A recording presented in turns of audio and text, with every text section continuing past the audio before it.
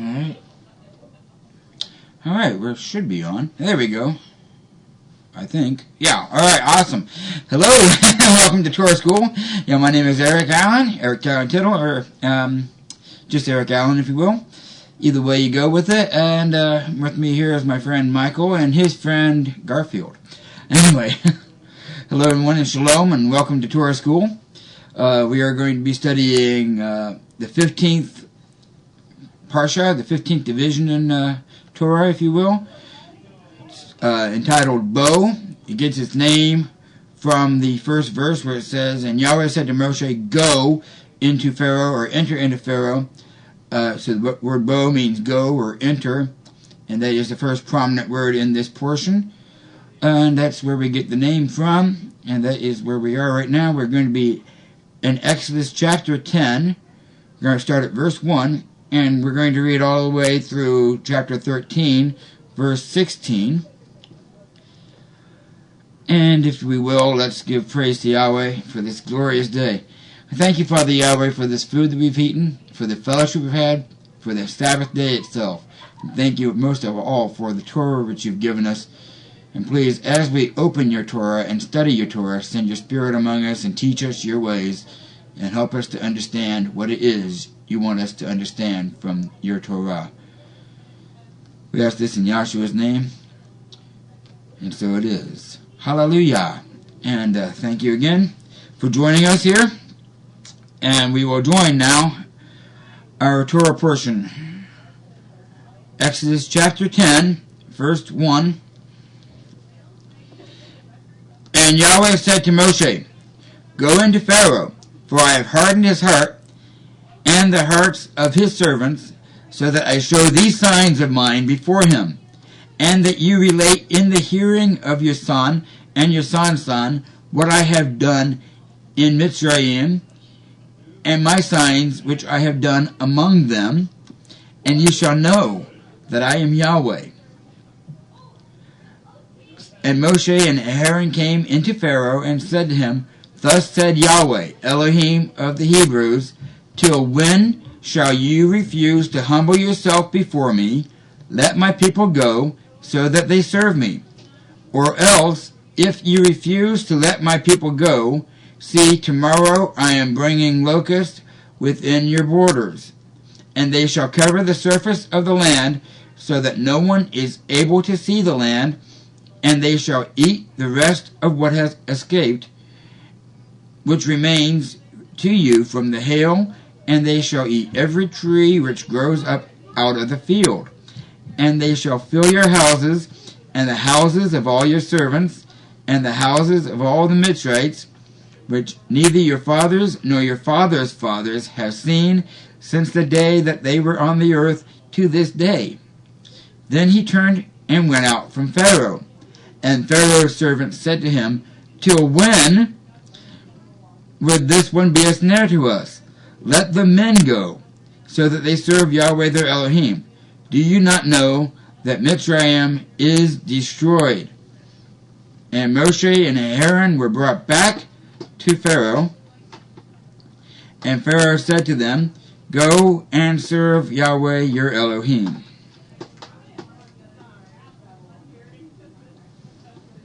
And, okay. Sorry about that. And Pharaoh said to them, go and serve Yahweh your Elohim. Who are the ones that are going? And Moshe said, we are going with our young and our old, and our sons and our daughters, and our flocks and our herds. We are going, for we have a festival to Yahweh. And he said to them, let Yahweh be with you, as I let you and your little ones go. Watch, for evil is before your face. Not so. You men go and serve Yahweh, for that is what you desired. And they were driven from the presence of Pharaoh. So Pharaoh is going to let the men go, as his servants had said, let the men go. But he's not going to let the children go. He's not going to let the families go. He's not going to let the flocks go. He's intelligent enough to see that if he lets everybody go, they're not going to come back, and they're not going to have this workforce, which an economy needs a workforce. And if he lets all these people just go and they disappear without a workforce, there is no economy. The communists have used this many times when they set up strikes, and also Gandhi used this to his advantage when he realized that all the workers in India were nothing short of slaves, and he decided that the best way to have a revolution, we don't need to take up arms, we don't need to cause a fight, we'll just simply sit down and stop working. Now, Britain, if you kill us, you don't have a worker. And if you let us live, you don't have a worker. The only way we're going to work is if we're working for ourselves. We're not going to slave night and day so that you can make profit off of us and that we can still remain in poverty. So it worked very well, and India was given a semi-autonomous title, but in functionality they have full autonomy now within the British Empire. They don't even claim I don't think they even claim the crown anymore. Yet without firing a shot, the workers in India gained their freedom in the same way that if Pharaoh lets all these people go, they're not coming back in 3 days, and Pharaoh knows that. But he says, the men go, now you got your families here, you got your livestock here, that's something for you to have incentive to come back. So that's why Pharaoh is saying, the men go, and evil is before your face. If you don't let let everyone go, then they're probably not going to come back. Fascinating. That's my Spock impression. Truly fascinating. Very good. I never ever made that connection in my mind before. Okay, so and Yahweh said to Moshe, stretch out your hand over the land of Mitzrayim for the locusts to come upon the land of Mitzrayim, and every plant of the land, all that the hail has left.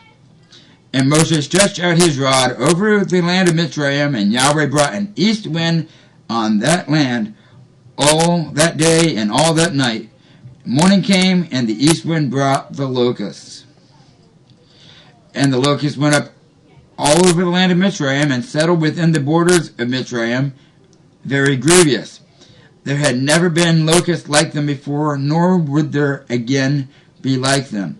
And they covered the surface of the land, so that the land was darkened, and they ate every plant of the land, and all the fruit of the trees which the hail had left. And no greenness was left on the trees or on the plants of the field in the land of Mitzrayim. Pharaoh then called for Moshe and Aaron in haste, and said, I have sinned against Yahweh your Elohim, and against you. And now please forgive my sin only this once, and pray to Yahweh your Elohim that he would only turn away this death from me. And he went away from Pharaoh and prayed to Yahweh. And Yahweh turned a very strong west wind, which took the locusts away and blew them into the Sea of Reeds. Not one locust was left within the border of Mitzrayim. However, Yahweh hardened the heart of Pharaoh, and he did not let the children of Israel go. And Yahweh said to Moshe, stretch out your hand toward the heavens, and let there be darkness over the land of Mitzrayim, even a darkness which is felt. And Moshe stretched out his hand toward the heavens, and there was a thick darkness in all the land of Mitzrayim for 3 days. The sages here, if you will, the Jewish scribes who are throughout the ages, the authors in Talmud and other commentary, had the opinion that this darkness is the same darkness which existed before Yahweh said, let there be light. Total, complete darkness. And this is only in the land of Mitzrayim. We'll see that in a second. We'll read on. So in the land where the Israelites were dwelling, they had light, but the darkness was in the land of Mitzrayim, and it was a very thick darkness which can be felt.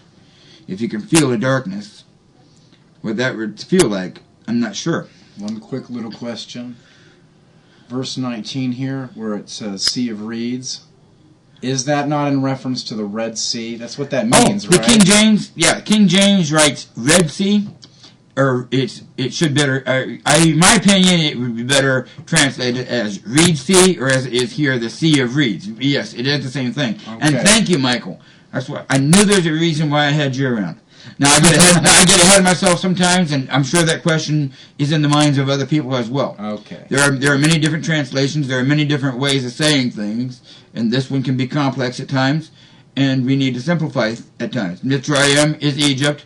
Yeah, we need to back off and let people have the way it is in the King James, which they grew up with. so they can understand this translation. Yeah, that's what I've heard. Yeah, Red Sea is. It would be better translated as Sea of Reeds or Reed Sea. Right. Okay. It was. Yeah, there's all kinds of interesting topics, which it's hard to say how that would have been in 1611 when the King James version was put together. They have many of the English back then, which we don't use today. However, it works. I'm not sure. So, yeah, it worked. Yeah, I'm not sure if that's wrong at that time, but the way the language has evolved, it's wrong now. That's one of the that's one of the reasons why the Catholic Church. Well, that's the reason they gave. That's one of the reasons why the Catholic Church gave for keep putting the Bible only in Latin and being strict about that, because Latin was a dead language. What was Latin then remains Latin today. There's no one using the language, so the language cannot evolve. However, this happened coincidentally when the Germans raided Rome, and we're not going to get into conspiracy theories or anything of that nature because we don't have time, nor do we have any knowledge of why that happened, but we know before that happened, the Bible was being translated in possibly 500 different languages.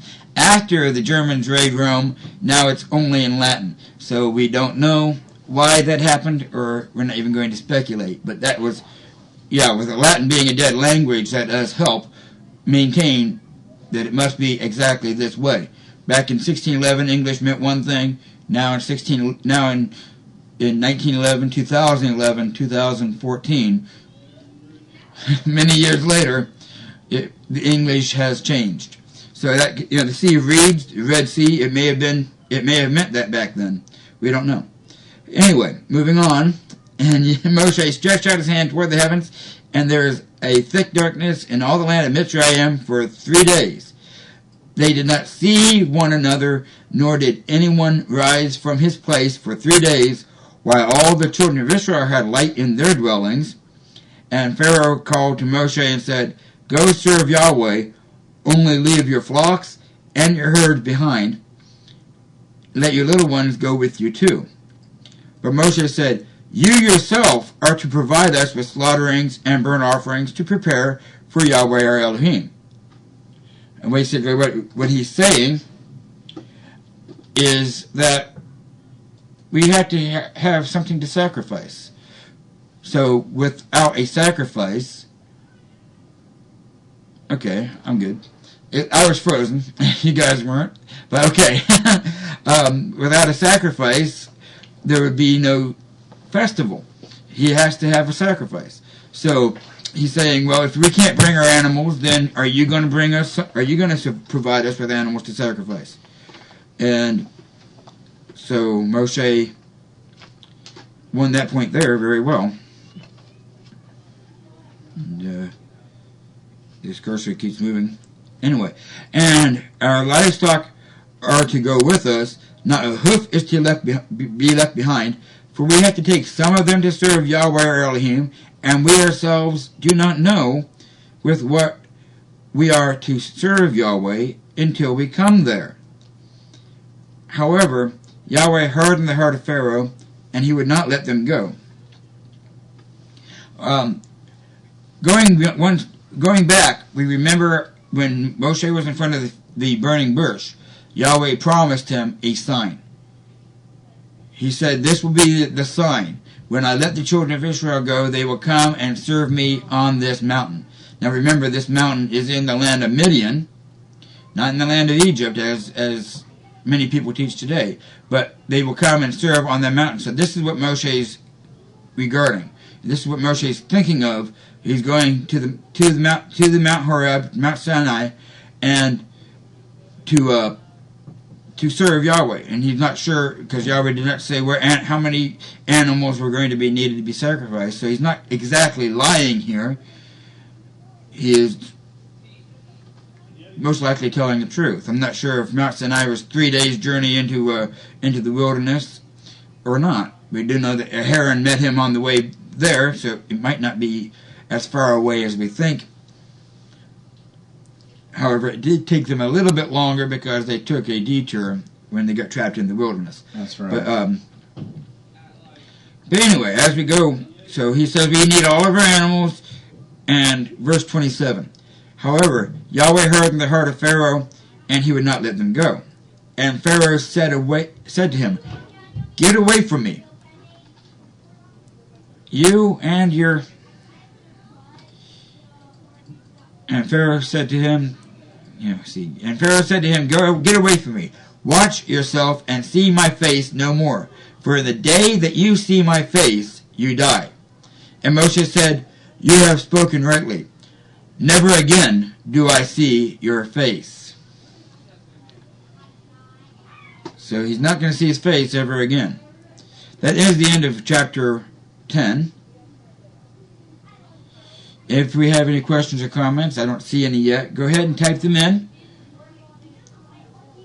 And for those who are unfamiliar with the chat room, all you need to do is type in the upper left-hand corner the name you want to use. I've used Eric Allen. And then you type in a email address. And then hit the bottom right-hand corner there is a profile. You click on the profile, and it will ask you for a password. Go ahead and type your password in, whatever one you want to use. Just make sure you don't forget it, and then you're in. And then you can type in that big box right there in the middle, any question or comment you want, and we will be able to see it, and we will be able to discuss, because this is a group discussion. It is a group class, and we are all in here learning together. So I can learn from you, as I have many times. Alright, continuing on though, chapter 11. And Yahweh said to Moshe, "I am bringing yet one more plague on Pharaoh and on Mitzrayim. After that he is going to let you go from here. When he lets you go, he shall drive you out from here altogether. Speak now in the hearing of the people, and let every man ask from his neighbor, and every woman from her neighbor, objects of silver and objects of gold." And Yahweh gave the people favor in the eyes of Mitzrites, and the man Moshe was very great in the land of Mitzrayim, in the eyes of Pharaoh's servants, and in the eyes of the people. And Moshe said, "Thus said Yahweh, about midnight I am going out into the midst of Mitzrayim, and all the firstborn in the land of Mitzrayim shall die, from the firstborn of Pharaoh, who sits on his throne, even to the firstborn of the female servant who is behind the handmill, and all the firstborn of cattle, and there shall be a great cry throughout all the land of Mitzrayim, such as has never been, nor ever will be again. But against any of the children of Israel, no dog shall move its tongue against man or against beast, so that you know that Yahweh makes distinction between Mitzrayim and Yisrael. And all these servants of yours shall come down to me and bow down to me, saying, Get out, you and all the people at your feet, and after that I shall go out. And he went out from Pharaoh in great displeasure. So as Yahweh is saying this to Moshe, Moshe is saying it to Pharaoh. But Yahweh said to Moshe, Pharaoh is not going to listen to you in order to multiply my wonders in the land of Mitzrayim. And Moshe and Aaron did all these wonders before Pharaoh. However, Yahweh hardened the heart of Pharaoh, and he did not let the children of Israel go out of his land. All right. Thank you, John. See here. fulfilling Genesis 15:14. Alright. I never saw that. Yes. I never saw that. I mean, I see when I'm reading in Judges, where Samson picks up the gates of a Philistine city and carries them all the way to Hebron. I can see that being fulfilling a prophecy, you'll possess the gates of your enemies. I never saw that. Yeah. He's right. Of course he's right. Nobody's ever wrong. That's the neat thing about opinions in Torah. There's no right or wrong. People look at things from one angle. People look at things from another angle. We never want to say right or wrong, because if I say wrong, then that makes me right, and that makes me not able to learn. We're always in this learning together, and it's always an adventure.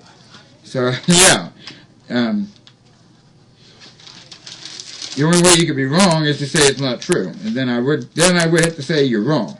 What John says is true.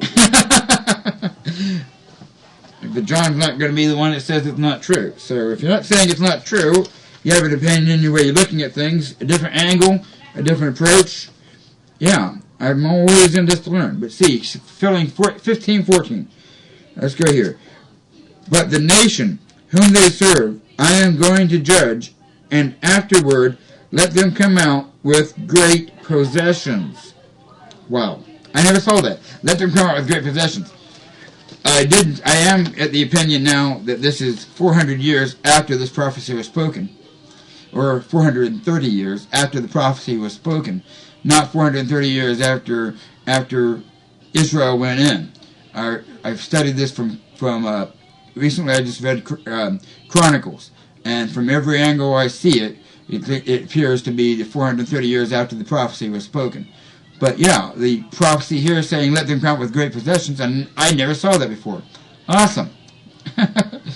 Good. Thank you, John. See? That's what I need. Thank you very much, John, for that. I need everyone else to do the same. Keep me on the right track. I never saw that before, but it is very, very good point. Anyway, so chapter 12. And Yahweh said to Moshe and to Aaron in the land of Mitzrayim, saying, this month is the beginning of months for you. It is the first month of the year for you. Speak to all the congregation of Israel, saying, on the 10th day of this month, each one of them is to take for himself a lamb according to the house of his father, a lamb for a household. So obviously, Yahweh and Moshe had this conversation with Pharaoh before even the 10th day of the month. One thing that is very neat, though, is dividing this up in 7 portions so you can have a little bit each day. This portion happened exactly on January 1st.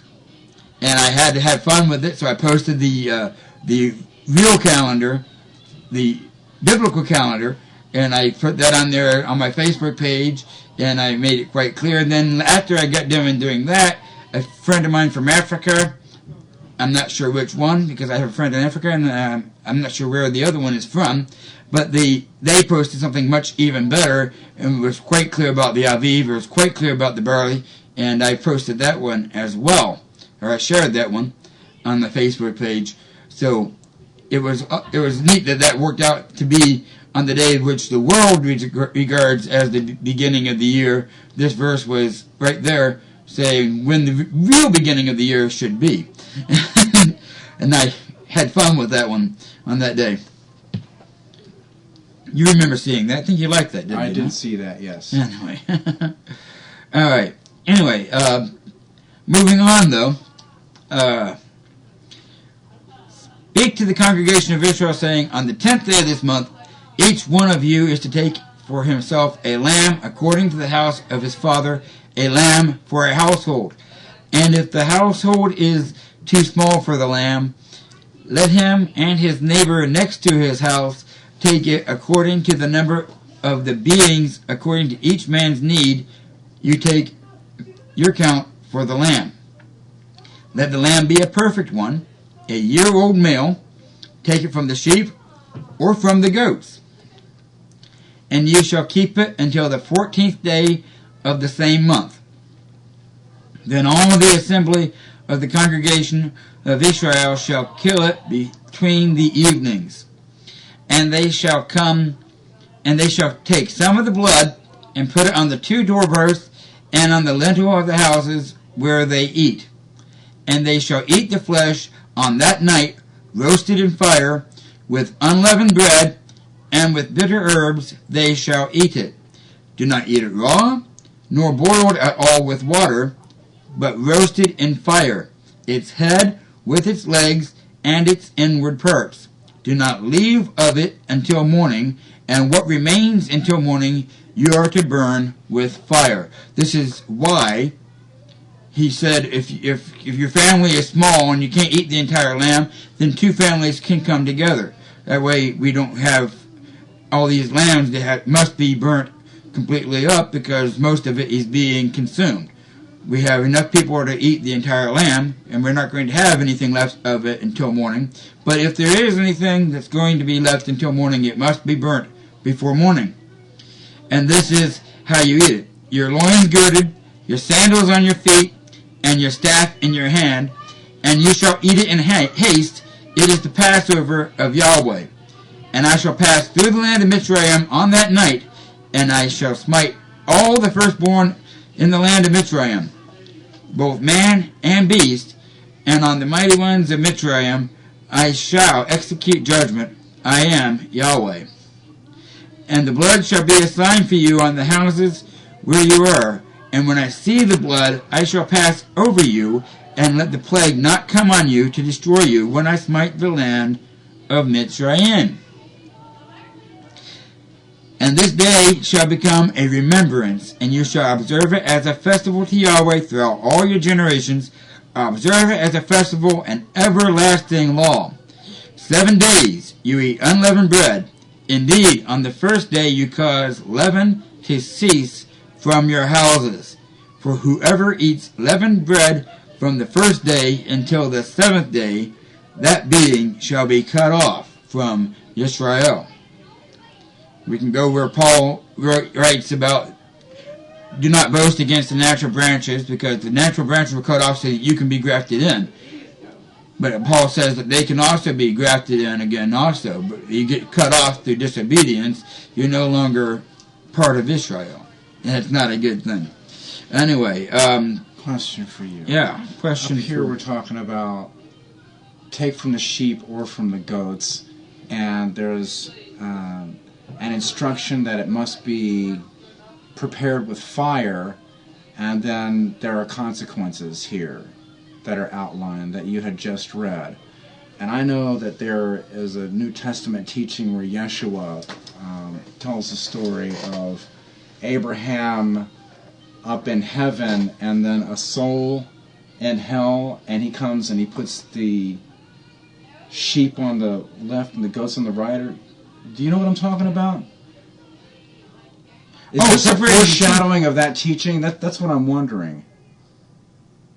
Separating the sheep from the goats, that's... It puts the sheep on one side and the goats on the other. Do you remember what I'm talking about? I know what you're talking about. That's I'm wondering if this is a foreshadowing of that. Because if you don't follow the Yeshua, if you don't follow Yeshua, then there are consequences. And in the same vein, in the pre-Christ era, if you want to call it that. Pre-Messianic era, yeah. Yeah, the consequences here are outlined. Now, maybe I'm grasping at straws here, but I couldn't help that. It just crossed my mind. I have never thought about it that way. It's interesting. Because I see this as, it doesn't matter if you take a sheep or a goat, or a lamb or a goat, as long as it's a... But yeah, there's a difference between lambs and goats, and there's a difference between sheep and goats. It used to be roasted in fire. Yeah, it used to be roasted in fire. So we have Jews and Gentiles, and God came down incarnate for all people, and then there are consequences if you don't follow the instruction of Yahweh. I don't know if that really ties in or not. I'm not trying to take up everyone's time, because I am your student. That is a very good point. I am your student here. I am a student here. We are all students here. I had never thought about it that way. There is a difference between sheep and goats. But here he's saying there is no difference between sheep and goats. And Paul says there's no difference between Jew and Gentile. But there are consequences. There are consequences, always consequences for disobedience. Yeah. Right. On Facebook last night, or this morning, I remember seeing a sign that somebody had put together, a nice saying. It says, you always have choices, but you're responsible for the consequences of your choices also. There will be consequences to you making the wrong choice. Paul wrote something about that. Paul said, I could do anything I want, but it is with wisdom that I choose not to engage the dark side. That's a paraphrase. Paul says, all things are permitted, but not all prosper. Yeah. That's what I'm talking about. Yeah. Yes. Yeah, Paul did say that. And, there are consequences to your choices. And here the consequences would be extremely devastating. Because if you say, well, I don't need to kill this lamb, I don't need to put this blood on my doorpost, I don't need to do this, and then they would not be very well pleased when they woke up the next morning and found that their son had died, or maybe woke up in the middle of the night, found that their son had died. Right. But here they are told to stay awake all night and eat this lamb and watch. This is a watch service which is observed many times. And, yes, good job. Thank you, John. What's that say? One law. Verse 12:49. One law. We'll get to that.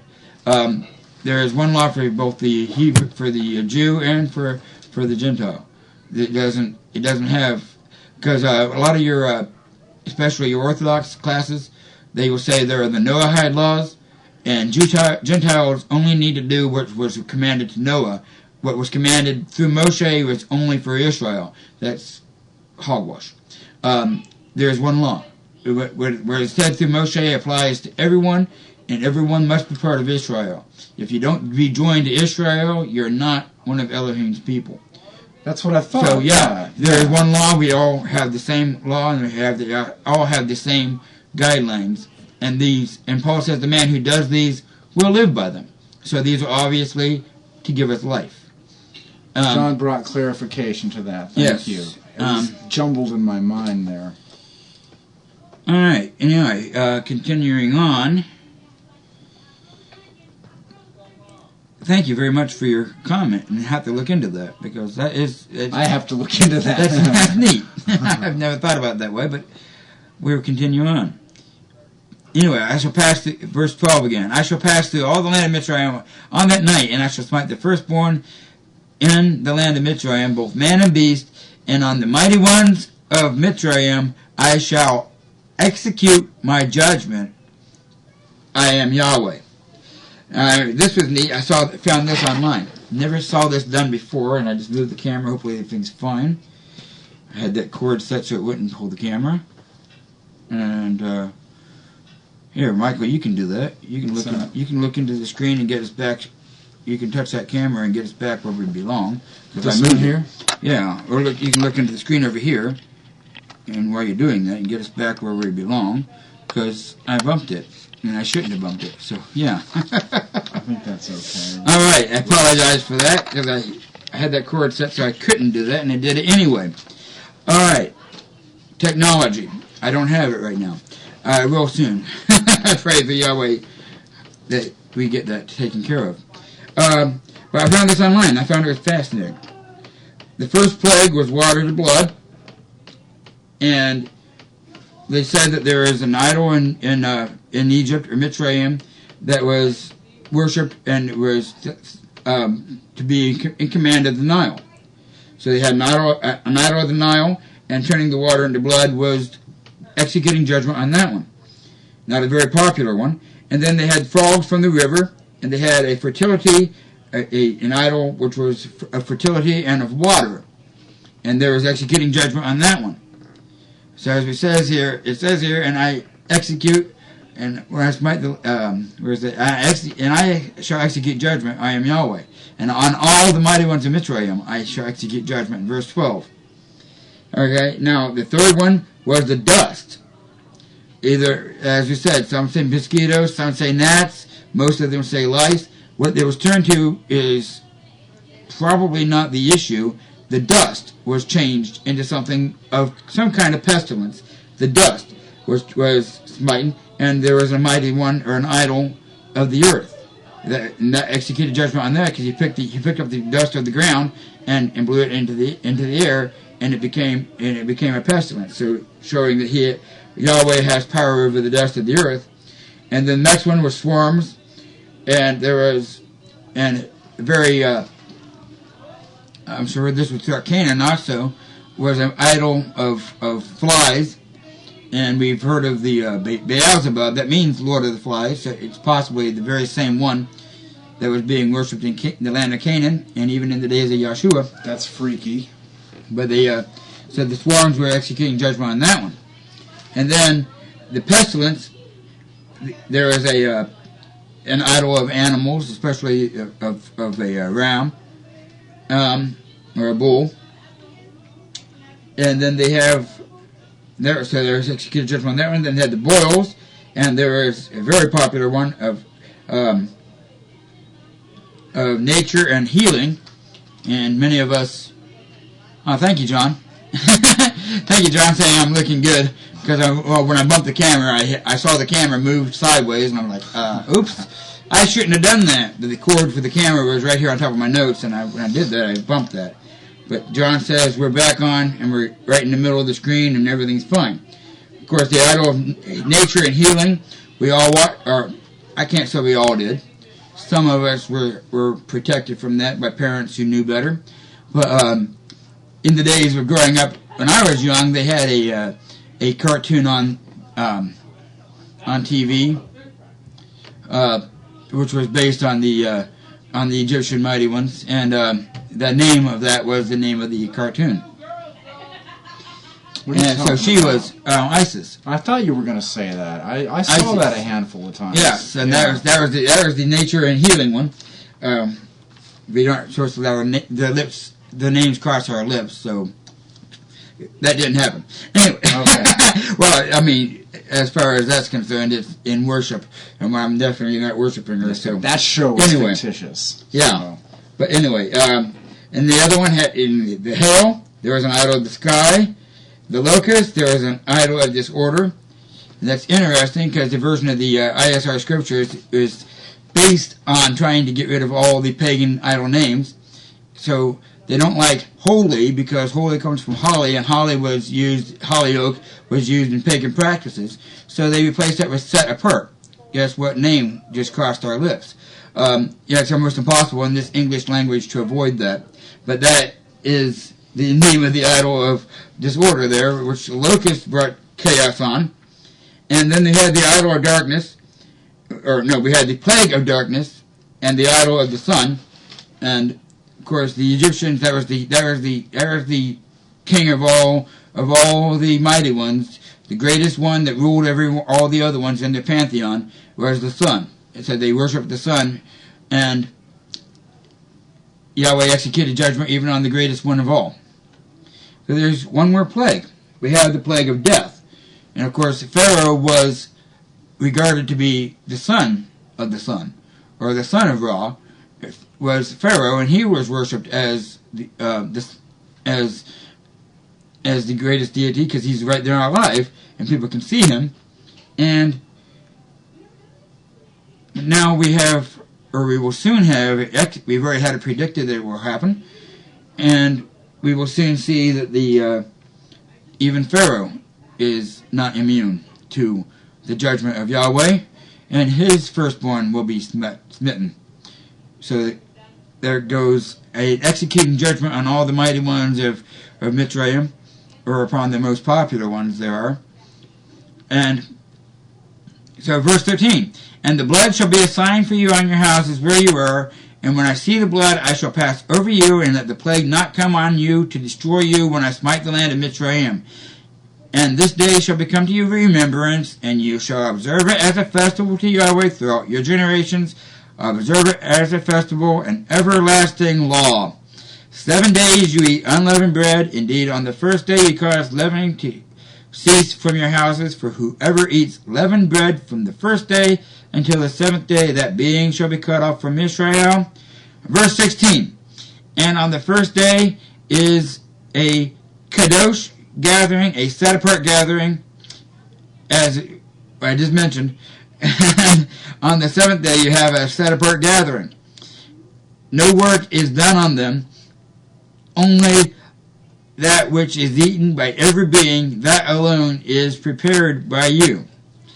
And you shall guard the festival of unleavened bread, for on this same day I brought your divisions out of the land of Mitzrayim, and you shall guard this day throughout your generations, an everlasting law.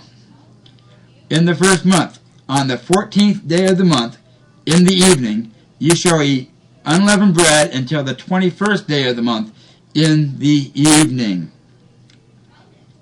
We have many opinions on this, and we don't need to cause dissension. But this is why I say that the day begins at night. When is the first day of unleavened bread? The 15th. When do we eat unleavened bread? The 14th day of the month in the evening. So after it becomes dark on the 14th day, it is the 15th day, and we eat unleavened bread until the 21st day of the month in the evening. Same situation. Now, there are people who can argue back and forth, and we're not going to cause any arguments. We're not going to discuss it. If we have strict and clear and concise scriptural proof, we can type it into discussion, and we can always look at it. And as I just said, there is no right or wrong, just different angles and different approaches and different ways of looking at things. And where I'm at right now, that's the way I look at it. So, anyway, we're going to continue. For 7 days, no leaven is to be found in your houses, for if anyone eats what is leavened, that same being shall be cut off from the congregation of Israel, whether sojourner or native of the land. Do not eat that which is leavened in all your dwellings. You are to eat unleavened bread. And Moshe called for the elders of Israel and said to them, Go out and take lambs for yourselves according to your clans, and slaughter the Passover lamb. And you shall take a bunch of hyssop, and dip it in the blood that is in the basin, and strike the lintel and the 2 doorposts with the blood that is in the basin, and you, none of you, shall go out of the door of his house until morning. And Yahweh shall pass on to smite the Mitzrites, and shall see the blood on the lintel and on the 2 doorposts. And Yahweh shall pass over the door, and not allow the destroyer to come into your houses to smite you. And ye shall guard this word as a law forever, you and your sons, forever. And it shall be, when you come into the land which Yahweh gives you, as he promised you, that you shall guard this service. And it shall be, when your children say to you, What does this service mean to you? Then you shall say, It is the Passover, slaughtering of Yahweh, who passed over the houses of the children of Israel in Mitzrayim, when he smote the Mitzrites and delivered your households. And I'm going to move my Bible again, and hope I don't move that cord again. All right. Good. All right. When he passed over the... Yeah. Then you should say, It is the Passover slaughtering of Yahweh, who passed over the houses of the children of Israel in Mitzrayim, when he smote the Mitzrites and delivered our households. And the people bowed down their heads and did obeisance. And the children of Israel went away and did so as Yahweh commanded Moshe and Aaron, so they did. And it came to be at midnight that Yahweh smote the firstborn in the land of Mitzrayim, from the firstborn of Pharaoh who sat on his throne, to the firstborn of the captive who was in the dungeon, and all the firstborn of livestock. And Pharaoh rose up in the night, he and all his servants, and all the Mitzrites, and there was a great cry in Mitzrayim, for there was not a house where there was not a dead one.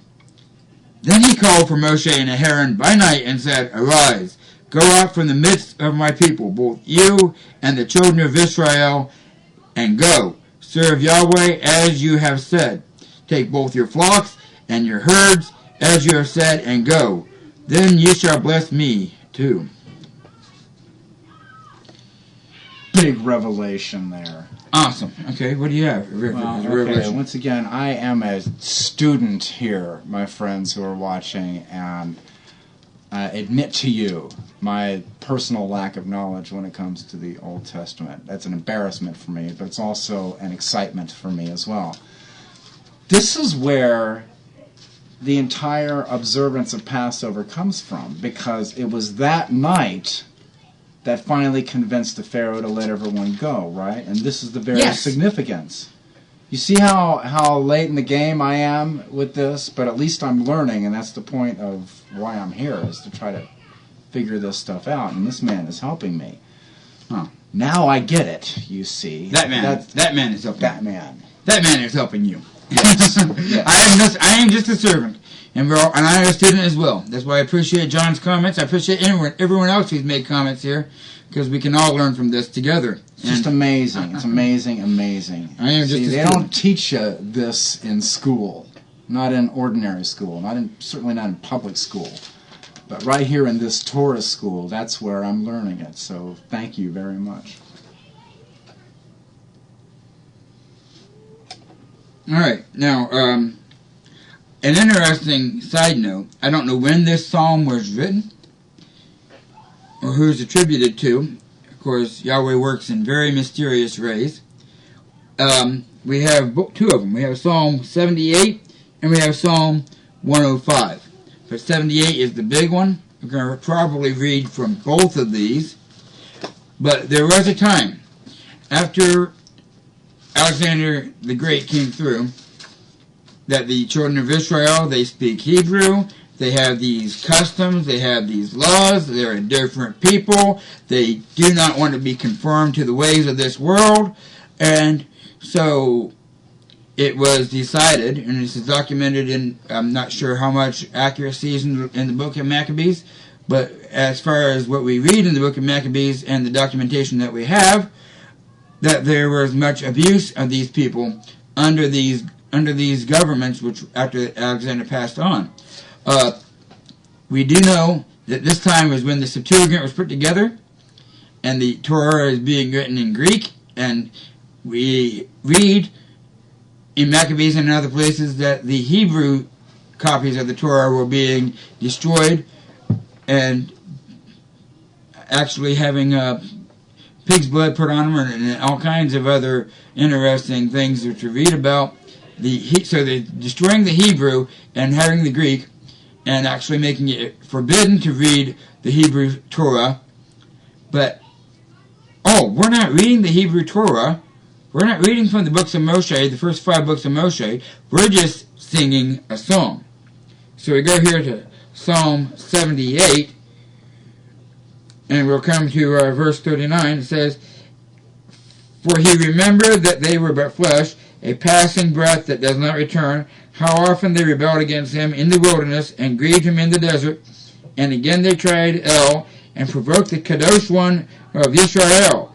They did not remember his hand, the day when he redeemed them from the adversary, how he worked his signs in Mitzrayim, and his wonders in the fields of Zoan. He turned their rivers into blood, and they could not drink their streams. He sent among them swarms of flies which devoured them, and frogs which destroyed them, and gave their crops to the caterpillar, and their labor to the locust. He destroyed their vines with hail, and their sycamore trees with frost, and gave their beasts over to the hail, and their livestock to bolts of fire. And he sent them on burning, and he sent on them the burning of his displeasure, wrath and rage and distress, a deputation of messengers of evil. He made the path for his displeasure. He did not spare their being from death, but gave their life over to the plague, and he smote all the firstborn in Mitzrayim, the first fruits of the strength in the tents of Ham." Alright. They're not reading from the Torah, but they are still complying with, "You will teach this to your children." All they're doing is singing a song. And how can they stop them from singing a song that was not written in their law? It says you're not going to read from Torah. Well, they're not reading from Torah. The Torah scrolls are being destroyed, but they're singing songs.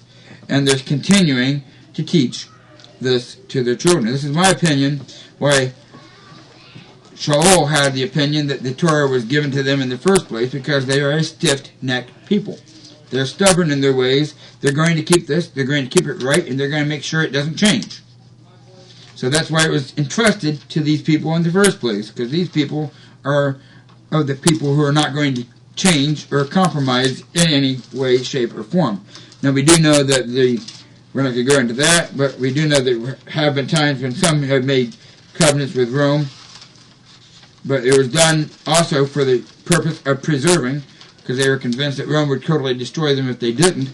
So their heart is still in the right place, even though they're adding new laws and new regulations and making contracts with the Roman government.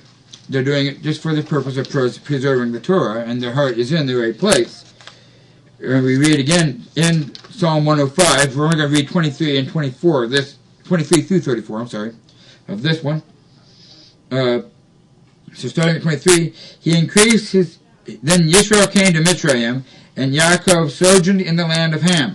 And he increased his people greatly, and he made them stronger than their enemies. And he turned their hearts to hate his people, to conspire against his servants. Then he sent Moshe his servant, Aaron, whom he had chosen. They put among them the matters of his signs and wonders in the land of Ham. And Ham, of course, being the son of Noah, the father of Mitzrayim, the father of the person who we call Egypt today. And he sent darkness and made it dark, and they did not rebel against his word. He turned their waters into blood and killed their fish. Their land teemed with frogs. In the rooms of their sovereigns he spoke, and swarms of flies came, gnats in all their borders. He gave them hail for rain, a flaming fire in their land, and he smote their vines and their fig trees, and broke the trees of their borders. He spoke, and locusts came, and larvae innumerable, and they devoured all the plants in their land.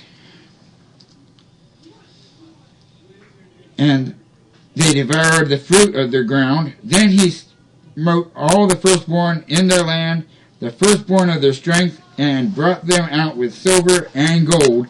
And among his tribes no one faltered. Mitzrayim was glad when they left, for the fear of them had fallen upon them. He spread out a cloud for a covering, and a fire to give light in the land. So, all they're doing is singing a song. They're complying with the law. The law says they're not allowed to read from these scrolls, and these scrolls are being destroyed, but it doesn't stop them from complying with what Yahweh had commanded them to do, and teach this to their children diligently. Another thought just occurred to me is, I was reading an article online, whether I give that credence or not. I haven't had a chance to really dig deep and find out its truth, but it was said that this was the beginning of monotheism in Egypt because of this. And the name of their monotheistic deity, which they chose, was very much related to the name that they gave for Joseph. But anyway, whether that's true or not, I don't know. Or actually for Moshe, the name that they call Moshe in the Egyptian language. But like I said, I've just read it. I haven't had a chance to study it, whether it's true or not. But that's interesting that last line of the psalm seemed to imply that the people of Egypt were fearful of Yahweh. Okay, now we're going to continue on. Okay, and you shall guard this land. Alright, and the Mitzrites, verse 33. Yeah. I was going to read more, but we read things twice already. Alright. Anyway, verse 33 is where we left off. And the Mitzrites urged the people to hasten and to send them away out of their land, for they said, "We are all dying." And the people took their dough before it was leavened, having their kneading bowls bound up in their garments on their shoulders. And the children of Israel had done according to the word of Moshe, and they had asked from the Mitzrites objects of silver and objects of gold and garments, and they gave the people favor in the eyes of the Mitzrites, and Yahweh gave the people favor in the eyes of the Mitzrites, so that they gave them what they asked, and they plundered the Mitzrites. And the children of Israel set out from Ramses to Succoth, about 600,000 men on foot, besides the little ones. A mixed multitude went up with them too, also flocks and herds, very much livestock, and they baked unleavened cakes of the dough which they had brought out of Mitzrayim, for it was not leavened, since they were driven out of Mitzrayim, and had not been able to delay, nor had they prepared food for themselves. And the sojourn of the children of Israel who lived in Mitzrayim was 430 years. And it came to be at the end of the 430 years, on that same day, it came to be that the visions of Yahweh went out from the land of Mitzrayim. It is a night to be observed to Yahweh for bringing them out of the land of Mitzrayim. This night is unto Yahweh to be observed by all the children of Israel throughout all their generations. And Yahweh said to Moshe and to Aaron, this is the law of the Passover. No son of a stranger is to eat of it, but any servant, a man who has been bought for silver, when you have circumcised him, let him eat of it. A sojourner and a hired servant does not eat of it. It is eaten in one house. You are not to take any of the flesh outside the house, nor are you to break any bone of it. All the congregation of Israel are to perform it. And when the stranger sojourns with you, and shall perform the Passover to Yahweh, let all his males be circumcised, then let him come near and perform it, and he shall be a native of the land, but let no uncircumcised eat of it. There is one Torah for the native born and for the stranger who sojourns among you. That's the verse that John quoted earlier. Yes.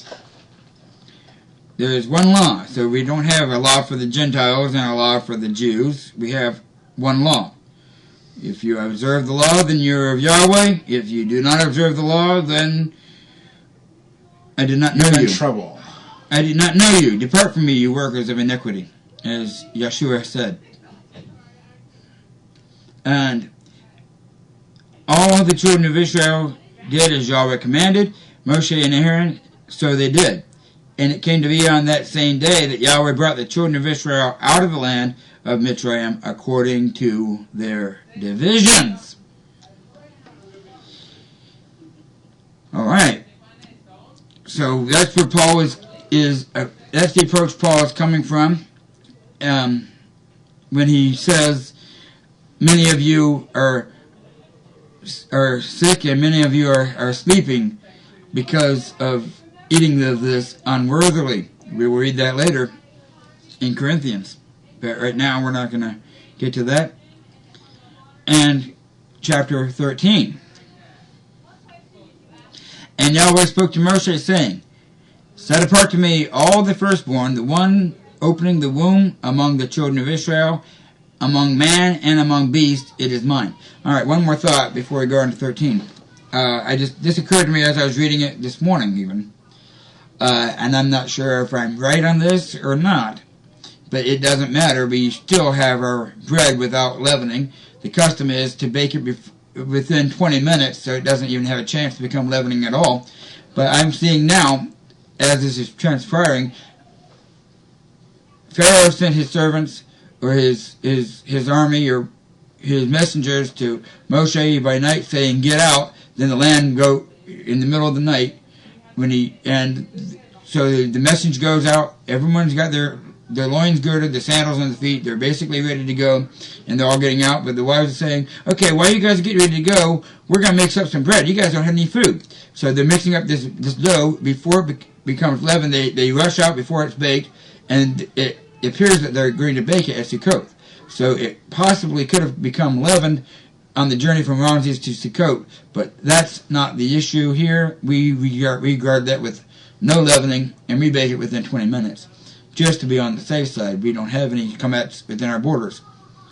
It just occurred to me that it possibly could have actually became leavened on the journey because they didn't bake it until they got to Sukkot. But that's neither here nor there. It's a side note, something I just noted, and I'm going to observe it and study it more. I just threw that out there for someone who has studied it to correct me if I'm wrong, because that's what I want. Anyway, I might be going on the wrong aisle down there, and someone who else has studied that could set me straight and say, you're looking at this wrong, and that would be helpful. But chapter 13. And Yahweh spoke to Moshe, saying, set apart for me the firstborn, the ones opening the womb among the children of Israel, among man and among beast, it is mine.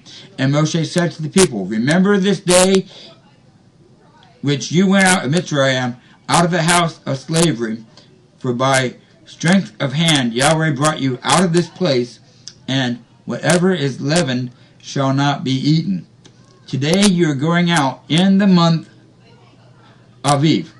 Now here in English it says in the month Aviv. Check that in the Hebrew, it actually has a hay in front of it. When it has a hay in front of it, you know, it's the hay, the letter hay with the arrow stretched out originally, and then the way they write it today is slightly different. But it means, look at this. It's an article. It's like we say the or a in our language. It's an article. So an article does not happen before a proper name. So even though it's written like this in many versions as a proper name of a month, it is not a proper name. It's the month of the Aviv. Whatever Aviv is, we look at that as the barley being ripe, because we saw that earlier in last week's portion, what that was.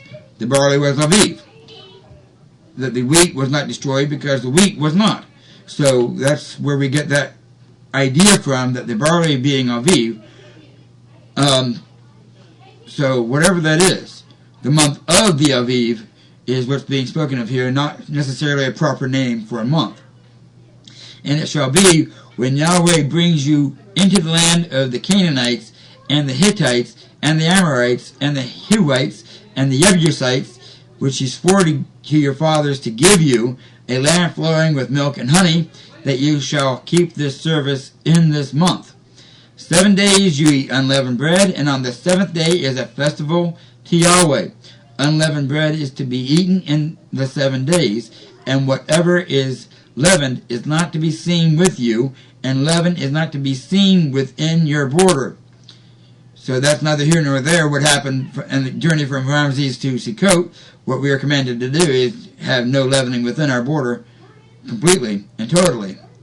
And you shall inform your son in that day, saying, it is because of what Yahweh did for me when I came up of Mitzrayim. And it shall be as a sign to you on your hand, and as a reminder between your eyes, that the Torah of Yahweh is to be in your mouth, for with a strong hand Yahweh has brought you out of Mitzrayim. One quick note on verse 9. This is one of the verses which the modern day Orthodox used when they have a box. They have two boxes. They tie one to the forearm, and they tie one to the forehead. And the tefillin and phylacteries, and they have these boxes as a symbol, and they have the different scriptures in these boxes, because it says here, and it shall be a sign to you on your hand, and as a reminder between your eyes, that the Torah of Yahweh is to be in your mouth. They don't have a Torah scroll in their mouth. Okay, that's a bad joke, but anyway, this is why they do that. I see this more as a if they're Mr. Kent, who is right now watching his children and not joining us, he says if you have the scroll in your hands, you have it in your hands, and it's before your eyes, what are you doing? You're reading it. I see that can be a very physical way of looking at it. I also see this as a metaphor, just as we read the land flowing with milk and honey, and you can go there today, and you can look on the mountains, and you can see that milk is actually running down the mountains. No, it's not. It's a saying.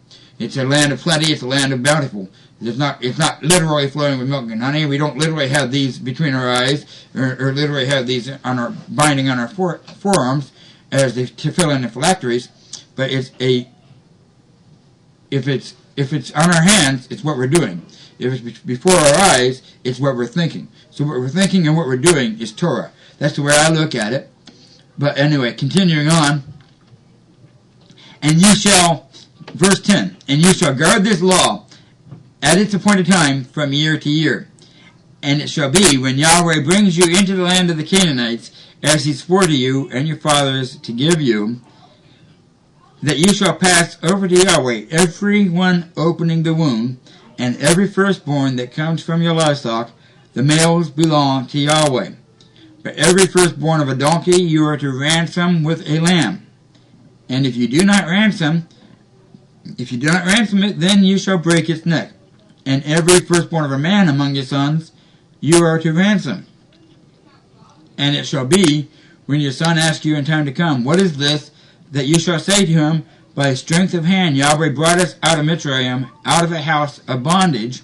And it came to be, when Pharaoh was too hardened to let us go, that Yahweh killed every firstborn in the land of Mitzrayim, both the firstborn of man and the firstborn of beast.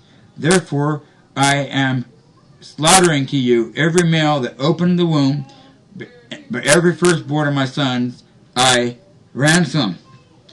We can go to Luke chapter 2, verses 22 through 24. I'm sure most of us are familiar with that. If not, write that down. Luke chapter 2, verses 22 through 24. That is showing when Yahshua was ransomed. Every firstborn male must be ransomed. They used 2 turtle doves there. It could be because of the custom. It could be because they were too poor for a lamb. I doubt it.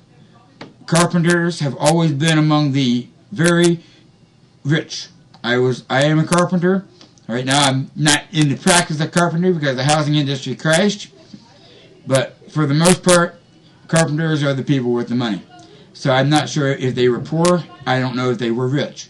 But they used 2 turtle doves that could have been just a tradition at that time. By that time, they could have, the Pharisees have already added to and altered the law, and who knows why they used 2 turtle doves instead of a lamb, but they ransomed the firstborn. That's the important thing. Every firstborn must be ransomed. And it came to be, when Pharaoh was too hard to let us go, that he killed every firstborn in the land of Mitzrayim, both the firstborn of man and the firstborn of beast. Therefore I am slaughtering to you every male that opened the womb, but every firstborn of my sons I ransom. And it shall be as a sign on your hand, and as frontlets between your eyes, for by strength of hand Yahweh brought us out of Mitzrayim. Doing and thinking Torah, that's what that means, right? That's the way I look at it. Just because I look at it that way doesn't mean that's what it means. And I'm not going to say that the people who tie these boxes to their arms and their foreheads are wrong. I don't see it that way, but they're allowed to if they want to. Yeah. It just seems to, once again, Yeshua said it's not what goes into your mouth that matters, it's what comes out of your mouth.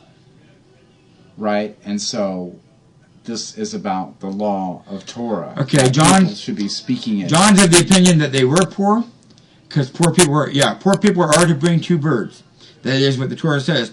If you are unable to afford a lamb, then you may bring 2 birds. That's what the Torah says, and that's what was done. So John's of the opinion that they were poor, and it's hard to say either way. Obviously, they brought 2 birds, and that's what it says for the poor people to do, is to bring 2 birds. Anyway. Alright. Beep Bop Hector from Caleb. Okay. Whatever, that's probably an inside joke. Yeah. Yeah, John's quoting from Leviticus. That's true, and I'm familiar with that. So it's possible that they were very poor, and that's the implication that they were, and that's where they get the idea that they were poor, because they brought 2 turtle doves. So I'm going out on a limb saying they might not have been poor, but all the evidence points to the fact that they possibly were. And thank you, John, for that. That's true, because that was before the wise men brought the gifts. So before the wise men brought the gifts were everyone's speculating on this one, but I agree with the speculation that it was set up by Daniel, because Daniel was given all this wisdom. Daniel was given all these visions and all the revelations. He was told to seal this up, so some of the stuff was sealed up, and Daniel possibly put this in the hands of his trusted other students of the of whatever they were teaching there in Babylonia, and handed that down throughout the ages and said, when you see this sign, go over and bring this, because this is the fulfillment of the prophecy. And he wrote something there. Oh well, they deleted that bebop thing. Oh. It wasn't necessary to delete that, but that's fine. All right. Chapter 13, verse 6. The half-Torah portion and is Jeremiah 46, 13 through 28. Basically, this is when the Nebuchadnezzar is going to execute judgment on Egypt again, on Mitzrayim, and see here, where's the highlights of this I want to see, just to save time. Okay, verse 24, for the daughter of Mitzrayim shall be put to shame, she shall be given into the hand of the people of the north. Yahweh of hosts, the Elohim of Israel, has said, see, I am bringing punishment on Ammon and No, and on Pharaoh, and on Mitzrayim, and on their mighty ones, and on their sovereigns, and on Pharaoh, and on those trusting him. And again, we read that, and we saw how that looked in online, how they did execute, how each one of the plagues executed a judgment on each one of the mighty ones. But I like this one. But as for you, do not fear, O my servant Yaakov, and do not be discouraged, O Israel. For look, I am saving you from afar, and your descendants from the land of their captivity, and Yaakov shall return, and shall have rest, and be at ease, with no one disturbing. Do not fear, O Yaakov, my servant, declares Yahweh, for I am with you, though I make a complete end of all the Gentiles to which I have driven you, yet I do not make a complete end of you, but I shall reprove you in right ruling, and by no means leave you unpunished. And as I said, 1 Corinthians chapter 11, verses 20 through 34, where we paraphrased that earlier. So without further ado, if anyone has any more questions or comments, we can conclude this. Or actually, we won't conclude it if you have questions or comments. We'll continue it. But now, without questions or comments, that's all I have for you today. And thank you for joining us very much. And thank you for your input. And now, thank you, Father Yahweh, for this Sabbath day. Thank you for giving us a day to praise you, a day to set apart, a day to set aside the worries of this world, a day to put our jobs aside. And I praise you that I learned that, because today was the day when there's not going to be any snow and the weather is perfect, and I could have gotten many phone books delivered, and I have no regrets.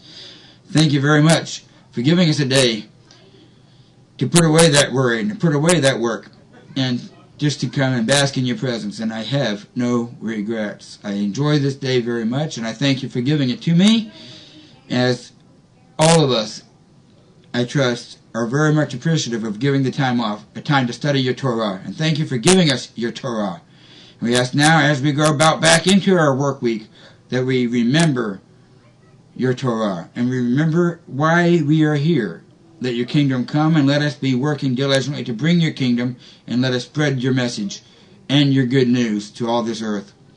And be focused on your kingdom, and be focused on what our mission from you is. And let the others be only as a supplement, just to pass the time, but the main focus is your service. And we ask all this in Yahshua's name. And so it is. Hallelujah. Excellent, thank you. And again, thank you all for joining us. Thank you all for joining us. And good class. With that, we conclude this week's portion of Torah and this week's Torah School. And thank you again for joining us. Shalom.